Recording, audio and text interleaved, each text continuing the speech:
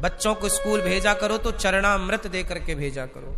कहते हैं जो नित्य चरणामृत पीते हैं उनकी अकाल मृत्यु नहीं होती।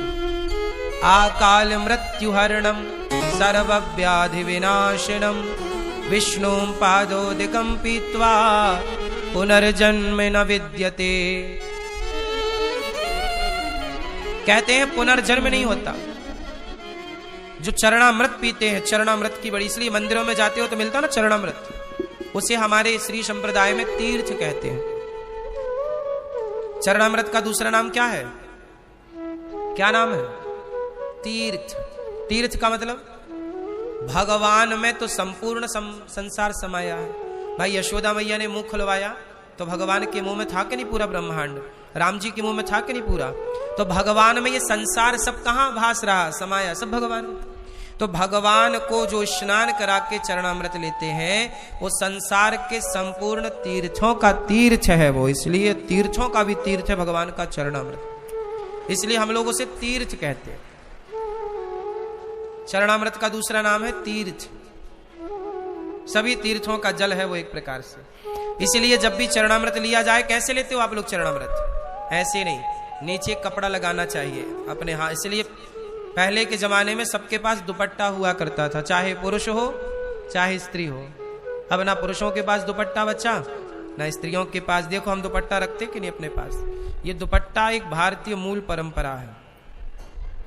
जैसे स्त्रियां साड़ी पहनती हैं तो साड़ी में पल्लू होता है, तो जब भी चरणामृत लेना चाहिए तो दुपट्टा कपड़ा नीचे लगाना चाहिए। ऐसे क्यों? ऐसे क्योंकि कई बार आपने हाथ ऐसे बढ़ाया, चरणामृत लिया तो कुछ बूंद जमीन पर गिर जाती है चरणामृत की।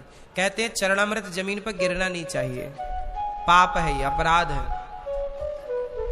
तो कपड़ा लगा देने से क्या होगा? वो पानी यदि चरणामृत तीर्थ यदि जमीन गिरेगा तो पानी ये कपड़ा सोख लेगा, फिर उस कपड़े को आप अपने माथे पे लगा सकते हैं। ये देखो, ये भाव की बातें हैं। तुम पता नहीं उस तीर्थ का, उस चरणामृत का कितना सम्मान करते हो, पर हमारे श्री संप्रदाय में श्री वैष्णव लोग तो बड़ा आदर करते हैं चरणामृत का। हमारे यहाँ चरणामृत की ही महिमा है। प्रसाद चरणामृत मिल गया मतलब है सब कुछ। और चरणामृत किसको नहलाने के बाद चरणामृत बनता है बताओ? किनको नहलाने के जल को, किनके स्नान के बाद बचे हुए जल को चरणामृत कहते हैं? बताओ। है?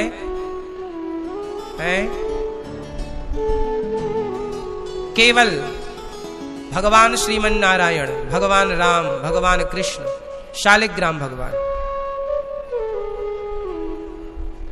शालिग्राम भगवान आपके घर में है? शालिग्राम जी हैं तब तो अच्छा। पहले देखो धातु वातु की मूर्तियां थी ही नहीं। पहले गोपाल जी सबके घर में थोड़ी थे, पहले सबके घर में शालिग्राम जी होते थे। भगवान मतलब शालिग्राम जी, भगवान मतलब शालिग्राम जी। पहले शालिग्राम जी, फिर गोपाल जी। ठीक है, गोपाल जी भी हैं, धातु तो पहले ही से, अष्ट धातु के ठाकुर जी। आजकल प्लास्टिक के भगवान जी लेके चलते हैं लोग, मंदिरों में रखते प्लास्टिक के, फाइबर के। मंदिर में नहीं रखा जाता प्लास्टिक। घर में, मंदिर में क्या होना? मंदिर में शालिग्राम जी हैं और गोपाल जी हैं तो ही वो मंदिर मंदिर है, वरना उसे मंदिर ना कहो। गोपाल जी तो है ही नहीं आपके यहां और शालिग्राम जी नहीं है तो काय का मंदिर है? इसलिए तुलसी क्या होना चाहिए? द्वार पर तुलसी, द्वार पर तुलसी और गौ माता, शालिग्राम जी, गोपाल जी। द्वार पर शंख चक्र तिलक, रामायुध अंकित ग्रह, शोभा वर्णि न जाय। नव तुलसी का वृंद तहां, देख हरसि कपिराय। इसलिए शालिग्राम जी को स्नान करने के बाद जो जल बचे वही चरणामृत है, उसे लेना चाहिए, भोग लगाकर ही ग्रहण करना चाहिए। केवट ने राम जी के चरणामृत को पिया, परिवार को पार लगाया और केवट ने नाव में बिठाए राम को, प्रभु अब हम पार लगाएंगे, चलो मेरी नैया में लक्ष्मण राम। ओ गंगा मैया धीरे बहो। राम जी को बिठाया, केवट नाव चलाया, नाव चला रहा है। तभी केवट ने नाव चलाई, डगमग डगमग डोली।